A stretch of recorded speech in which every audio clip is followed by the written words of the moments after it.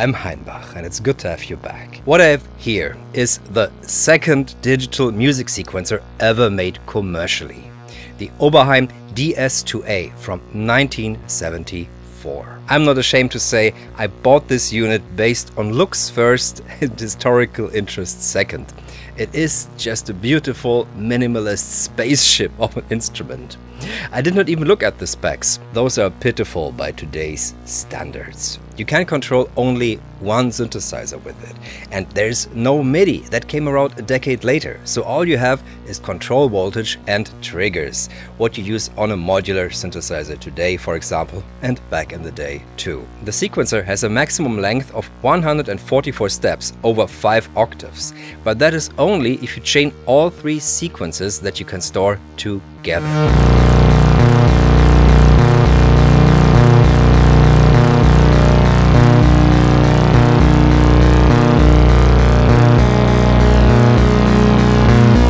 The worst of it, there is no way to clock this externally or for it to send clock. That makes it rather hard to integrate in a setup that has more than one synthesizer. That is why I got a proper case of buyer's remorse when I put this here and try to make it work inside my studio.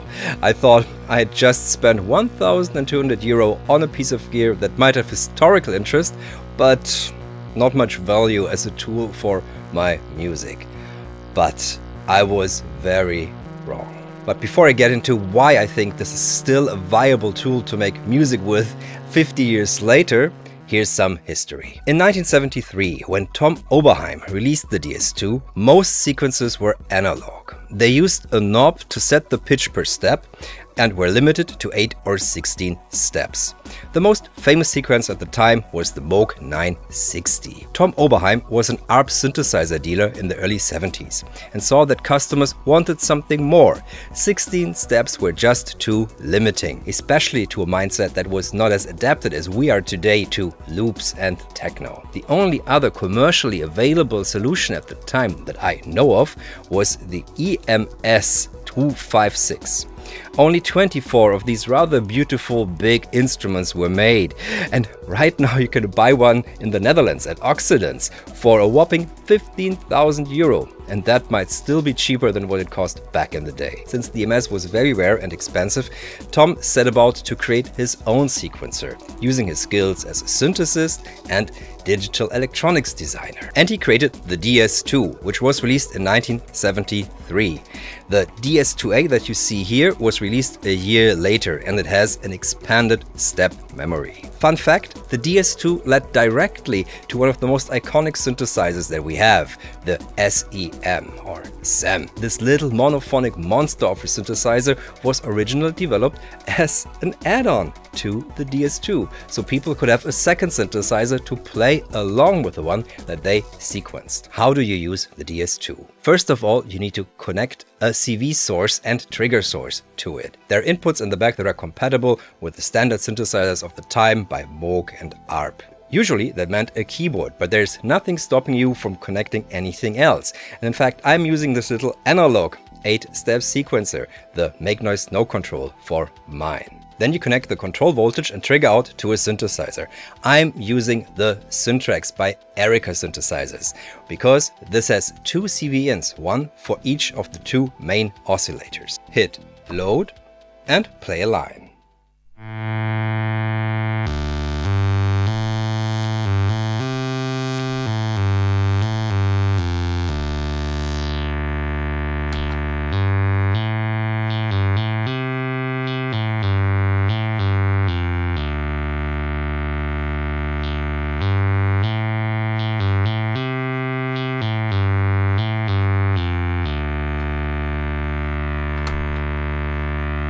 Pressing terminate, which is a button I really like having now, I can stop the recording of a sequence, and then I can also stop the playback of a sequence. You might have noticed there's no metronome. This does not divide into bars. It's just a recording of 48 steps per sequence. And that's it. no division. It's all up to your playing style. How precisely the Oberheim will record it is up to its internal clock rate. At very low speeds, you're getting a lot of time that you can record in these 48 steps, but not a lot of resolution. And on the very fast, you get very high resolution, but not a long time. Now that the sequence is stored, it's possible to modify it. First in speed.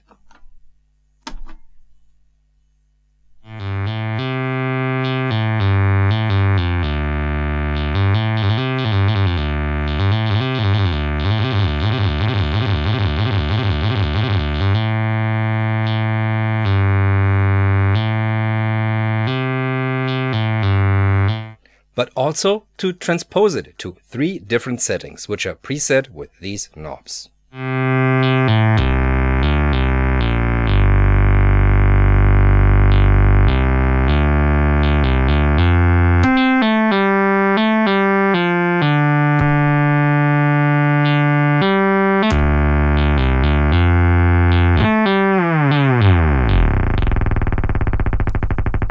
This might seem rather simple, but it's actually very effective, because one hand here on the transpose and one hand on the synthesizer, you can do a lot.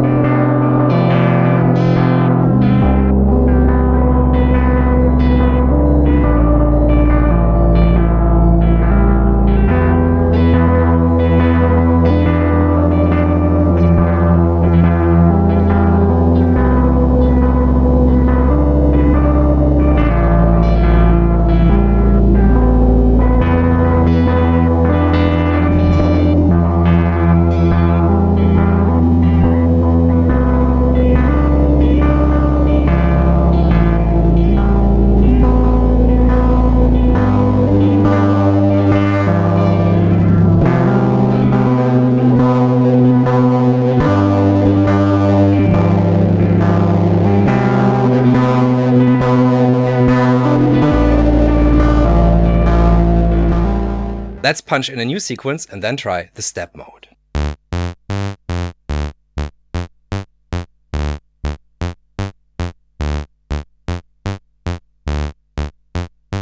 Step mode.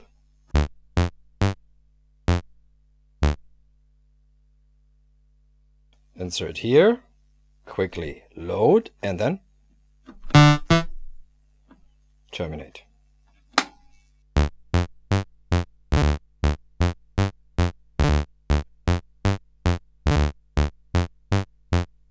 Well, we might not have made that sequence better, but a little bit funkier at least. It takes a bit of practice to get these punch-ins right. One thing that the DS-2A does is both good and bad. It quantizes the pitches that are recorded into it, so they adhere to a chromatic scale. That means you can't record all the little in-betweens that an analog sequencer does. But I find the combination pretty lovely. In this example, I have got a quantized sequence running from the DS-2A, and I've got a sequence on the no control playing off it.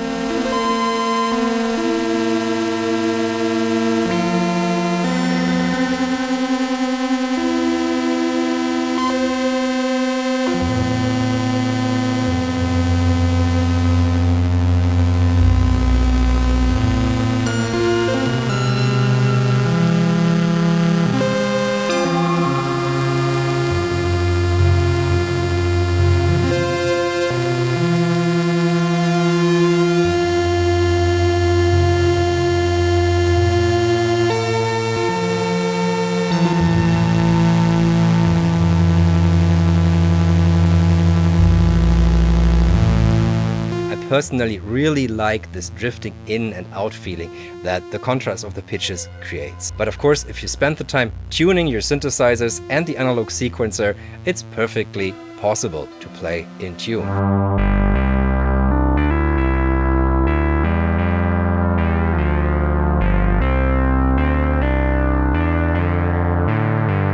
I have to say, I really like the handmade, non-quantized rhythm that you play into this. It's basically, if the clock is set at noon, what I play into it comes out. Unless I go faster, then I need to up the clock. So these have to bear kind of a good relationship. But then you get something that feels to me very alive. One extra trigger output that you get on the DS-2A is a trigger out at the end of a sequence that can be very useful to, for example, trigger an ARP to move a step forward or to open an envelope. But you're not limited to minimal ambient 2 lines of 2 synthesizers running against each other. I found a way to make this actually sync inside a whole setup with a drum machine and such. And how you can do this is play with the perception of domination, meaning which voice is the dominant voice that says I am the main rhythm.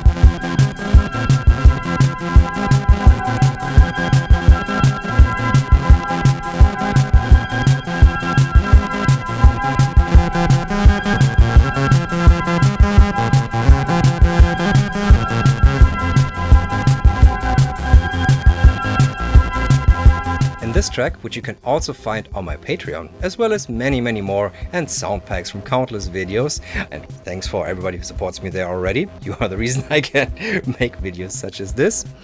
I'm using that principle in the following way. The drum machine and the no control are synced. The DS2 is completely free and it does play the bass, which is pretty unusual for something that's free. Due to the fast arpeggio that comes from the no control, which plays the second oscillator of the syntrax, it doesn't feel out of time. Also, the straight bass drum and the compression on the whole mix adds to the feeling that there's a constant time. Yet something is drifting underneath, and I personally love that a lot. It reminds me a bit of the techniques that early braindance artists used to create these multi-meter floating braindance pieces. So now that I've spent a bit of time with the DS2A and made 4 tracks with it, I have to say it is useful even 50 years after it was made. And that is because it is like a blank slate.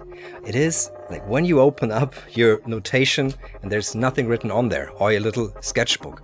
It's a blank page. The only thing you have are 3 times 48 steps. It doesn't feel so much like a note-by-note sequencer. It's more a control voltage looper. It's more like a tape loop, where I've got a fixed amount of time to be whatever I want freely. The simplicity and the playfulness of the interface makes it so appealing to me to just sit here, punch in a few notes, and then see where I go with these. And if I want to create something bigger out of that, well, there's always the digital audio workstation right there. And that is one of the most powerful sequencers I know.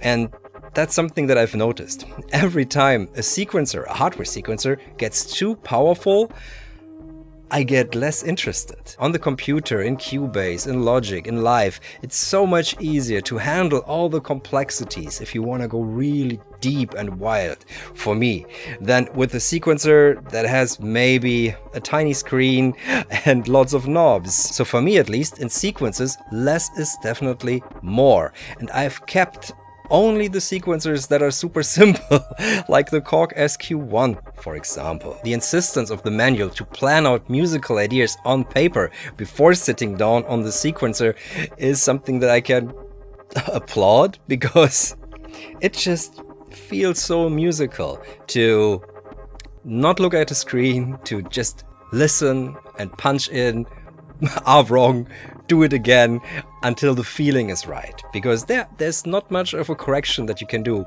And even the correction might introduce a bit more errors unless you've practiced how to correctly correct. The DS2A is a testimony to the musical feel and designing genius that Tom Oberheim has. To create something like this in 1973, the second digital sequencer to ever exist, is marvelous. That's it for this video. I would love to hear your thoughts on the DS2 and hardware sequencers in general. I find this an endlessly fascinating subject. Thank you all for watching, and I'll be seeing you in the next one. Bye.